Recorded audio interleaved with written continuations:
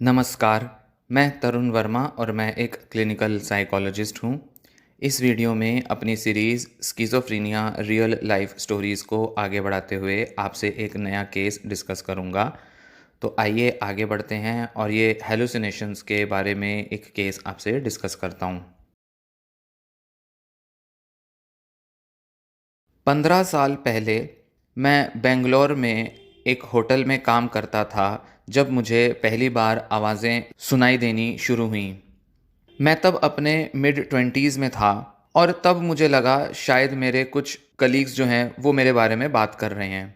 मैं रेंट पे रहता था अपने कुछ कलीग्स के साथ, तो मैं अंदर बाहर कमरों में देखने लगा कि कौन कहाँ बात कर रहा है, कहाँ से ये आवाज़ें आ रही हैं। मुझे ये सब बड़ा डरावना लगा क्योंकि ये जो आवाज़ें थीं ये कह रही थीं, सही पकड़ा है, हम तेरा हिसाब किताब करेंगे, हम तुझे पकड़ लेंगे, कहाँ भाग के जाएगा। कुछ ऐसी आवाज़ें मुझे सुनाई दे रही थीं। अगले करीब 3-4 दिन तक ये आवाज़ें मुझे ताने मारती रहीं। इनके ताने, इनका धिक्कारना मेरे को लेकर और भी ज़्यादा बढ़ गया। मैं बहुत डिप्रेस हो गया और बहुत पैरानॉइड हो गया। मतलब मुझे लगा कि कोई मेरे पीछे है जो मुझे बार बार ताने मार रहा है। मेरे को बहुत स्ट्रॉन्ग डिज़ायर हुई कि मैं अपने परिवार वालों से जाके मिलूं, मैं अपने घर वापस चला जाऊं। पर मेरे पास इतना पैसा नहीं था कि मैं वापस जाता और वहाँ बेरोज़गार की तरह दोबारा ज़िंदगी शुरू करता, क्योंकि मेरे इलाके में बहुत अच्छे होटल नहीं हैं। मुझे बहुत अच्छी जॉब मिली है जब से मैंने होटल मैनेजमेंट का कोर्स पूरा किया था। पर फिर भी हिम्मत करके मैं सहारनपुर अपने घर ट्रेन पकड़ के चला गया। पर पूरी ट्रेन की जो जर्नी थी वो बड़ी ही भयानक थी। ये आवाज़ें मुझे कन्विंस करती रहीं कि वहाँ हर कोई मेरे बारे में बात कर रहा है। ऐसा लगा कि ट्रेन में मौजूद ना जाने कौन कौन लोग मेरे बारे में बात कर रहे हैं और मुझे धिक्कार रहे हैं। पूरी ट्रेन की जर्नी मेरे लिए बड़ी भयावह थी, बहुत खतरनाक थी। मेरी फैमिली शुरू से बड़ी अच्छी रही है। मेरी मम्मी ने मेरी बुआ की हमेशा देखभाल की है, जिनको बहुत सालों से मेंटल हेल्थ इश्यूज़ रहे हैं। तो मेरी मम्मी को कुछ पता था, कुछ आइडिया था कि ये किस टाइप की मुझे प्रॉब्लम हो रही है। और मेरे पापा ने भी बड़े ध्यान से, बड़े अच्छे से मुझे सुना। किसी को उम्मीद नहीं थी कि मैं ये सब एक्सपीरियंस करूँगा, क्योंकि मेरा बचपन बहुत ही अच्छा गुजरा था। मैं पढ़ाई में भी एवरेज था और अपना मनपसंद करियर मैंने बनाया था। किसी को आइडिया भी नहीं था कि मैं भी कभी ये आवाज़ें सुन सकता हूँ।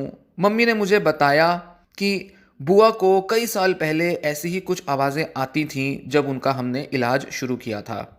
घर पे मम्मी पापा से पूरा बात करने के बाद मुझे पता चला कि पापा मम्मी में तो ये प्रॉब्लम कभी आई ही नहीं है। पर बुआ में और मेरे एक दूर के चाचा रहे हैं जिनमें कुछ इस तरह की समस्याएं थीं, और वो जो रिलेटिव थे उन्होंने सुसाइड भी किया था।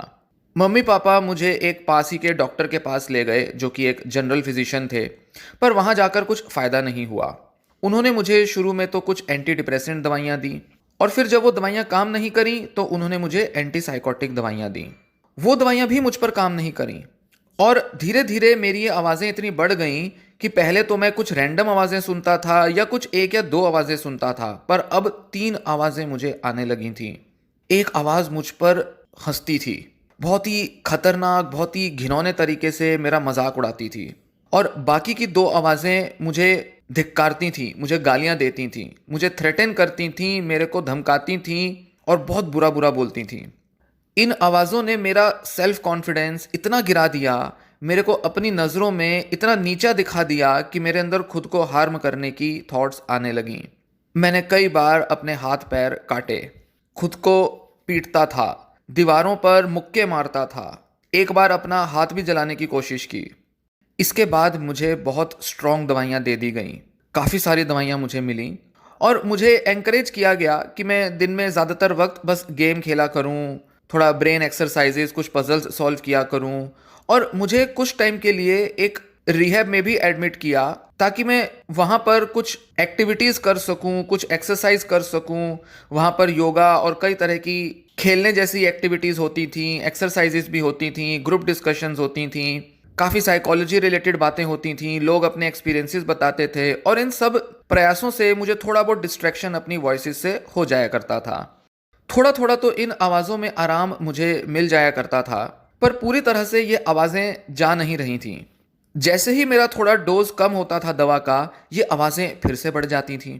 जब मैं रिहैब से बाहर होता था, जब घर पे थोड़ा खाली होता था, तो ये आवाज़ें बहुत ज़्यादा होती थीं। जैसे जैसे मेरी ये प्रॉब्लम्स बढ़ती गई, मेरे डायग्नोसिस भी बदलते गए।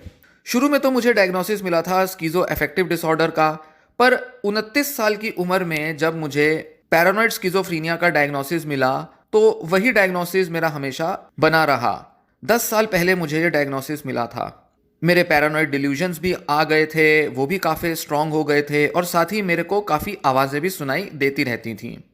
मेरे दोस्त, जो कि केवल नाम के ही दोस्त थे, उनको जब मेरा ये डायग्नोसिस पता चलता तो उनको लगता कि मैं कोई मर्डरर बन जाऊंगा, मैं लोगों के साथ मारपीट करूंगा, चाकू डंडों से उन पर हमले करूंगा। न जाने कैसे कैसे तरीके से लोगों ने मेरे बारे में धारणाएं बना ली। बहुत से तो मेरे दोस्तों ने मेरे से कांटेक्ट भी छोड़ दिया, किसी भी तरीके का रिश्ता उन्होंने मुझसे ख़त्म कर दिया। मुझे तब रियलाइज़ हुआ कि मुझे एक ऐसा लेबल दिया गया है, ऐसा एक डायग्नोसिस दिया गया है जिसके साथ बहुत बड़ा स्टिग्मा जुड़ा हुआ है। और साथ ही मुझे जो दवाइयाँ दी जा रही थीं, जो कि कहा तो जाता है कि बहुत इफेक्टिव होती हैं, पर मेरे एक मामले में बिल्कुल यूजलेस थी वो दवाइयाँ, किसी काम नहीं आई। ना के बराबर मुझे रिलीफ जो था वो इन दवाइयों से मिल पाता था। मुझे बहुत क्यूरियोसिटी थी कि मैं अपने इन हेलुसिनेशंस, इन आवाज़ों को लेकर कुछ अच्छा इलाज ढूंढूं, कहीं से मुझे कोई अच्छा इलाज मिल जाए। फिर मैं एक बार किसी मेंटल हेल्थ को लेकर एक सेमिनार में गया। उस सेमिनार में एक ब्रिटिश साइकोलॉजिस्ट कुछ स्पीच दे रहे थे, हेलुसिनेशंस, स्किज़ोफ्रेनिया के बारे में कुछ बता रहे थे। उन्होंने उस स्पीच में बताया एक नई अप्रोच है जिसको कि बहुत सारे mental health professionals, clinical psychologist use कर रहे हैं, और उस पर काफ़ी रिसर्च भी हो रही है जिसमें कि हेलुसिनेशंस को कैसे मैनेज किया जाए उसके बारे में पेशेंट्स की काफ़ी हेल्प हो सकती है। इस इनोवेटिव और एक नई अप्रोच के माध्यम से वो लोग जिन्हें की आवाज़ें सुनाई देती हैं अपने मन में, दिमाग में, उनको बताया जाता है कि कैसे इन हेलुसिनेटरी वॉइसेस के साथ इंगेज होना है, कैसे अपना संबंध जो है उनके साथ बनाना है, कैसे अपना रिलेशनशिप इनफैक्ट चेंज करना है। ये बात मेरे लिए बड़ी अजीब थी, बड़ी कुछ नए तरह की बात थी। मैंने पहले ऐसा कभी नहीं सुना था कि अपनी वॉइसेस के साथ इंगेज भी हुआ जा सकता है, उनके साथ रिलेशनशिप चेंज किया जा सकता है। मुझे तो कभी ऐसा किसी ने बताया ही नहीं था, ऐसा कुछ आइडिया ही नहीं था कि इस तरह से भी ये वॉइसेस हैंडल हो सकती हैं। सेमिनार के बाद मैंने उन साइकोलॉजिस्ट से पर्सनली बात की। करीब आधा पौना घंटा मैंने उनके साथ डिस्कशन की, उनको अपना थोड़ी प्रॉब्लम बताई, और उन्होंने मुझे काफ़ी अच्छी सजेशंस दी। उन्होंने मुझे कहा कि मुझे इन वॉइसेस के साथ थोड़ा दोस्ताना संबंध बनाना चाहिए, थोड़ा फ्रैंक होना चाहिए, और साथ ही इनके साथ मुझे कॉम्प्रोमाइज़ नहीं करना चाहिए। अगर ये आवाज़ें मुझे बोलें कि अपना हार्म करो, तो मुझे कहना है कि नहीं, मैं नहीं करूँगा। इनकी बातें नहीं माननी, ऐसा महसूस नहीं करना कि वो जो कह रही हैं वो मुझे करना ही है, वो ज़रूरी है करना। कॉम्प्लाई नहीं करना इन वॉइसेस के साथ, पर फिर भी मुझे इनसे आराम से बात करनी है, इनसे चर्चा करनी है, इनसे सवाल भी करने हैं, और इनके साथ एक फ्रेंडली कम्युनिकेशन करते जाना है।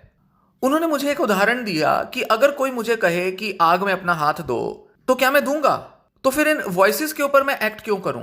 भले ही ये वॉइसेस मेरे दिमाग में हैं, मेरे कोई केमिकल इम्बैलेंस की वजह से हैं, या मुझे लगता है कि बाहर से कहीं से आ रही हैं और कंट्रोल नहीं हो रही हैं, पर फिर भी वो जो कुछ भी बोलती हैं, ऐसा कोई रूल नहीं है, ऐसा कहीं नहीं लिखा कि मुझे उनको फॉलो करना पड़ेगा या मुझे उनकी बात माननी पड़ेगी।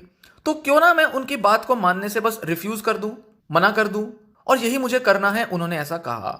उन्होंने कहा कि अगर तुम जानना चाहते हो कि वो यहां क्यों हैं, क्यों वो तुम्हें परेशान कर रही हैं, तो तुम खुद उनसे पूछो, खुद उनसे बात करो।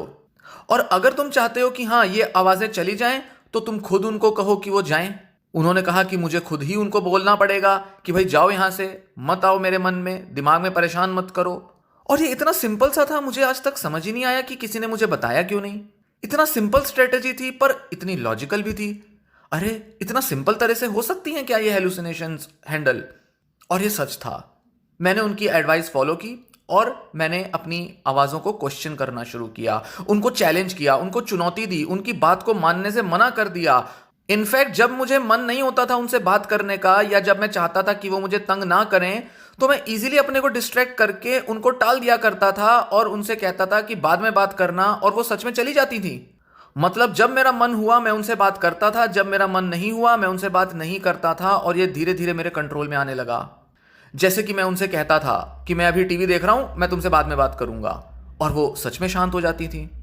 या कभी सोते वक्त आ रही हैं तो मैं उन्हें कहता था, अच्छा अभी मुझे सोना है, सुबह बात करेंगे, सुबह तंग करना, अभी मेरे को तंग मत करो, जाओ भाग जाओ यहाँ से। और वो शांत हो जाती थी और मैं आराम से सो जाया करता था। बड़ा ही आसान था, बहुत ही आसान तरीका था ये। मैं उन्हें कहता था कि जब मेरे कर्म बुरे नहीं हैं, जब मैंने कुछ किसी का गलत नहीं किया, तो मैं क्यों खुद का नुकसान करूं, क्यों मैं सुसाइड करूं, क्यों मैं अपने को काटूं, अपने को नुकसान करूं। क्या मैं डिजर्व करता हूं ये सब? नहीं। वो कोई जवाब नहीं दे पाती थी। और मैं जो चाहता था मैं खुद से वो सब करवाने लगा। मैं कभी नहीं चाहता था कि मैं अपना हाथ काटूं, अपना नुकसान पहुंचाऊं या मैं अपने को परेशान करूं। और जैसे ही मैंने ये अथॉरिटी अपने हाथ में ले ली, इन आवाज़ों के अंदर जो दम था, जो ताकत थी, जो एबिलिटी थी, वो कम होने लगी। ये आवाज़ें अब मुझे बचकानी दिखाई देने लगी। मैं डोमिनेट करने लगा और ये आवाज़ें जो थीं ये मेरी बातें मानने लगीं। और ये आवाज़ें जो थीं ये मेरी बातें मानने लगीं। अब ये वो करती थीं जो मैं इनसे चाहता था करवाना। हाँ, ये आवाज़ें बंद नहीं हुई, पर कम से कम मैं इनके सामने कमज़ोर, लाचार महसूस करना अब बंद कर चुका था। धीरे धीरे धीरे मेरे अंदर स्ट्रेंथ आती जा रही थी, मैं स्ट्रांग बनता जा रहा था। कभी कभी मैं इनसे अपने मन में ही बात किया करता था, तो कभी कभी मैं जोर जोर से बोलकर इनसे बात करता था, इनको कमांड देता था, इनको हुक्म देता था, और ये मुझे फॉलो करती थी। धीरे धीरे मैंने पहचानना शुरू किया कि ये आवाज़ें एक्चुअल में मेरे खुद के ही बिलीव्स हैं अपने बारे में। जैसे कि मैं अपने बारे में अगर कोई नेगेटिव थॉट रखता हूं, जो फीलिंग्स मेरी खुद को लेकर नेगेटिव हैं, ये आवाज़ें एक्चुअल में वही सब मुझे बोल रही हैं, बस बाहर से बोलती हुई ये सुनाई देती हैं। ये मेरे अपने बिलीव्स की तरह मुझे नहीं महसूस होती। मतलब ये मेरे ही विचार हैं जो बाहर से मुझे सुनाई देते हैं, और ये आवाज़ें मुझे वही सब बोलती हुई कमांड करती हैं। और जब मुझे ये धीरे धीरे रियलाइज़ हुआ, मैं अपनी फीलिंग्स के प्रति और ज़्यादा जब अवेयर हुआ, मैं समझने लगा कि मेरे अंदर क्या फीलिंग्स हैं, मैं खुद को लेकर क्या सोचता हूँ, मेरा सेल्फ कॉन्फिडेंस क्यों कम है, कैसे कम हुआ। धीरे धीरे ये आवाज़ें अब मुझे कम भयानक लगने लगी, इनसे मुझे डर कम लगने लगा। मैं इनका सामना ज़्यादा आसानी से करने लगा, ज़्यादा आसानी से इन्हें दूर भगाने लगा। अब ये आवाज़ें मुझे डराती नहीं थी, मुझे कमज़ोर, लाचार महसूस नहीं कराती थीं। ऐसा नहीं था कि ये मुझे रियल लगनी बंद हो गई थी। नहीं, वो अब भी मुझे रियल लगती थी। अब भी ऐसा लगता था कि हाँ, सच की कोई आवाजें हैं। पर अब उनके पास वो पावर नहीं थी कि मुझे डोमिनेट करें या मुझे बुरा महसूस कराएं या मुझे तंग करें, परेशान करें। जो पहले उनको ताकत मिली हुई थी, अब वो ताकत उनसे मैंने छीन ली थी। अब उनको मैंने कमज़ोर बना दिया था। अब मैं समझ गया था कि वो अपनी धमकियां मुझे नहीं दे सकती। अब वो मुझे वो थ्रेट, वो ताने नहीं दे सकती जो वो पहले मुझे दिया करती थी, क्योंकि अब इन विचारों और इन वॉइसेस पर मेरा पूरा नियंत्रण था। काफ़ी समय बीत चुका है उस सेमिनार के बाद, और मैंने काफ़ी अच्छे से लर्न किया है, समझा है कि कैसे इन वॉइसेस के साथ कोप किया जाए। अब वो मुझे कम परेशान करती हैं, और जब वो मुझे करती भी हैं तंग, तो इस पूरी कन्वर्सेशन के कंट्रोल में मैं ही होता हूं। मैं उनसे बात करता हूं और पूरी जो बातचीत है हमारी, उसका कंट्रोल मेरे हाथ में होता है। आज भी कभी कभी मैं उनसे तेज आवाज में बात करता हूं। जब भी मुझे लगता है, जब भी मुझे महसूस होता है कि मन में बात करने से वो नहीं जा रही हैं, तो मैं जोर जोर से बात करके उनको भगाता हूं। इनफैक्ट कभी कभी तो मैं सड़क पे, गली में कहीं जा रहा होता हूं, तब भी मैं उनसे कई बार जोर से शाउट करके बोल देता हूं, बात कर देता हूं। हालांकि लोगों से मुझे थोड़े फनी से लुक्स मिलते हैं, लोग मेरा मजाक सा बनाते हैं, हंसते हैं, अजीब तरह से देखते हैं, पर मुझे अब इन चीज़ों का फ़र्क नहीं पड़ता, क्योंकि मुझे पता है कि मैं अगर शाउट करता हूँ अचानक से, तो वो मेरे फ़ायदे के लिए है। इससे मैं अपनी मदद कर रहा हूँ। अगर मैं ये नहीं करूँगा तो ये वॉइसेस बढ़ जाएंगी और मैं अपने दिन भर के काम नहीं कर पाऊँगा, मेरा जीना बड़ा मुश्किल हो जाएगा। इसलिए इनसे जब ज़रूरत होती है मैं बात करता हूँ, और इनको दूर जाने के लिए अपने मन से बोलता हूँ, अपने अधिकार, अपने हक से बोलता हूँ। कुछ टाइम पहले एक और वॉइस आई मेरे मन में, पर यह पॉजिटिव थी, और ऐसा लगता था एक लड़के की आवाज़ है। कोई खुश है, कोई हंस रहा है, कोई मेरे साथ फनी बातें कर रहा है। पॉजिटिव वॉइस थी ये। हालांकि ये वॉइस थोड़ी चालाक लगती है, पर फनी है, और मैं उससे बात करना काफ़ी एंजॉय करता हूँ। मेरे मन में चैटिंग चलती रहती है। अब मैं दवाइयाँ नहीं ले रहा हूँ, और मुझे कई बार मेंटल हेल्थ इंस्टीट्यूशन में एडमिट करना पड़ा है, पर अब काफ़ी सालों से मुझे कोई रिहैबिलिटेशन सर्विसेज की ज़रूरत नहीं पड़ी है। अब सोसाइटी में और अपनी लाइफ में मेरी एक जगह है। मेरी एक गर्लफ्रेंड भी है पिछले कुछ सालों से। पिछले कुछ सालों में मैं कई पेशेंट्स के भी कांटेक्ट में आया हूं और उन्हें भी हेल्प की है कि कैसे वो अपनी इन वॉइसेस से इंगेज करके उनको ओवरकम कर सकते हैं, कैसे उनको हटा सकते हैं, कैसे उनसे डील कर सकते हैं। कई बार मुझे कामयाबी मिली है, पर कई बार मुझे कामयाबी नहीं मिलती क्योंकि हर पेशेंट नहीं कर पाता इन वॉइसेस को मैनेज। कई लोगों को बहुत मुश्किल होती है इन्हें हैंडल करने में। अब मैं पहले की तरह होटल इंडस्ट्री में तो काम नहीं करता, जबकि अब मेरा अपना एक रेस्टोरेंट है जो कि मैं अपने पापा और मम्मी के साथ संभालता हूँ। और मैं अपने काम में काफ़ी व्यस्त भी रह पाता हूँ और कस्टमर से भी डील कर पाता हूँ। खाना भी मेरे यहाँ अच्छा ही मिलता है और मुझे अपने काम पर काफ़ी कॉन्फिडेंस है। मैंने ये सीखा है कि ये वॉइसेस एक्चुअल में प्रॉब्लम नहीं है। प्रॉब्लम ये नहीं कि ये वॉइसेस क्यों आ रही हैं, प्रॉब्लम है कि मेरे रिलेशनशिप इन वॉइसेस के साथ कैसा है, वो ज़्यादा इंपॉर्टेंट है। मैं इन वॉइसेस के साथ कैसा रिलेशनशिप बनाता हूँ वही डिसाइड करता है कि ये वॉइसेस कैसी होंगी, कैसा मुझे फील कराएंगी। मैं इनसे बहुत ही डिस्ट्रेस फील करूँगा, नेगेटिव फील करूँगा, ये भी मेरे हाथ में है, और मैं इनके साथ पॉजिटिव फील करूँगा, ये भी मेरे हाथ में है। इन वॉइसेस को फेस करना, इनका सामना करना और इनके साथ काम करना, इसने मेरी पूरी ज़िंदगी बदल दी है और मुझे काफ़ी पॉजिटिव और ऑप्टिमिस्टिक बनाया है। मैं बहुत सकारात्मक बन चुका हूँ अब, और इनसे डरने की बजाय अब मैं इनके साथ एक अच्छा रिलेशनशिप बनाकर जैसे तैसे रह रहा हूँ। हालांकि ये पूरी तरह से गई नहीं है और शायद ना भी जाए, पर मुझे अब इनके होने से परेशानी नहीं होती। मैं इनको अब स्वीकार चुका हूँ और किसी तरह से इनके साथ रहने की आदत बना चुका हूँ। अब मुझे डॉक्टरों से भी शिकायत नहीं है, हॉस्पिटल स्टाफ से भी शिकायत नहीं है, दवाओं से भी शिकायत नहीं है, क्योंकि मैं अपने सिम्टम्स से डील करना जानता हूँ। और ये जो पूरी जो डीलिंग मैंने की है, सीखी है, इसे कॉग्निटिव थेरेपी कहते हैं। मैंने कॉग्निटिव थेरेपी के बारे में काफ़ी पढ़ा है, काफ़ी समझा है, जाना है कि कैसे अपने थॉट्स, अपने रिएक्शंस, अपनी फीलिंग्स को चेंज किया जा सकता है, कैसे अपने सिम्टम्स से डील किया जा सकता है। कुछ क्लिनिकल साइकोलॉजिस्ट के कांटेक्ट में भी मैं आया हूं जो मेरी इन प्रॉब्लम्स को समझे हैं, जिन्होंने मुझे कॉग्निटिव थेरेपी को और अच्छे से करने में हेल्प की है। बुक्स भी मैंने बहुत पढ़ी हैं इसके बारे में, और बहुत सारा रिसर्च भी मैंने पढ़ा है। मुझे रिसर्च में भी बड़ा इंटरेस्ट आया जब मैंने धीरे धीरे जानना शुरू किया कि कैसे इन वॉइसेस से हैंडल किया जाए और कैसे अलग अलग रिसर्चर्स शोध कर रहे हैं कि कैसे लोगों की हेल्प की जाए इन वॉइसेस से डील करने में। और यही मैं दूसरे लोगों को भी सजेस्ट करता हूँ जो भी ये मेरी बातें पढ़ रहे हैं, सुन रहे हैं, देख रहे हैं, कि वो भी अगर चाहें तो इन वॉइसेस से डील करना सीख सकते हैं, अपनी थिंकिंग बिलीव्स को इन वॉइसेस के लिए चेंज कर सकते हैं। कॉग्निटिव थेरेपी की मदद से मैंने अपने डिल्यूजन्स को भी मैनेज करना सीखा है, अपने बहुत सारे पैरानॉइड डिल्यूजन्स को भी मैंने हैंडल किया है। अब पहले की तरह मुझे लोगों पर शक नहीं होता, क्योंकि मेरा जो शक था, मेरा जो पैरानॉइड डिल्यूजन था, वो मेरे वॉइसेस से ही शुरू हुआ था। ये वॉइसेस जो इतनी ट्रॉमेटिक थी एक टाइम पर, उन्होंने ही मेरे दिमाग में ये विचार डाल दिए थे कि दूसरे लोग मेरा नुकसान पहुंचाना चाह रहे हैं। पर जैसे जैसे मैंने वॉइसेस को हैंडल करना शुरू किया, वैसे वैसे मेरे डिल्यूजन्स भी काफ़ी कम हुए, और डिल्यूजन्स को लेकर भी मैंने काफ़ी कॉग्निटिव स्ट्रेटजीज यूज़ की, जिनकी मदद से मैंने अपने को काफ़ी अच्छे से अब हैंडल कर लिया है। जैसे कॉग्निटिव थेरेपी मेरे लिए बहुत हेल्पफुल रही है, मुझे उम्मीद है और लोगों के लिए भी ये थेरेपी बहुत हेल्पफुल होगी। बहुत इनोवेटिव, बहुत नए तरीके की स्ट्रेटजीज, टेक्निक्स कॉग्निटिव थेरेपी में सिखाई जाती हैं, बताई जाती हैं, जो कि पेशेंट्स को अलग अलग तरह के साइकोटिक सिम्टम्स को हैंडल करने में हेल्प करती हैं।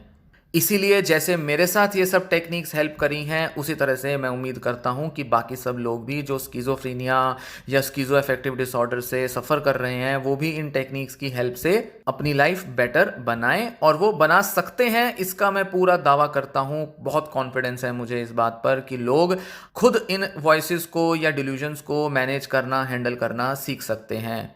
बस थोड़ा सा एजुकेशन चाहिए इस मामले में, थोड़ी समझ चाहिए, टेक्निक समझनी है, थोड़ा सा अपने डिल्यूजन्स और हेलुसिनेशंस की साइकोलॉजी समझनी है, और वो काफ़ी हद तक इनको हैंडल करना सीख सकते हैं।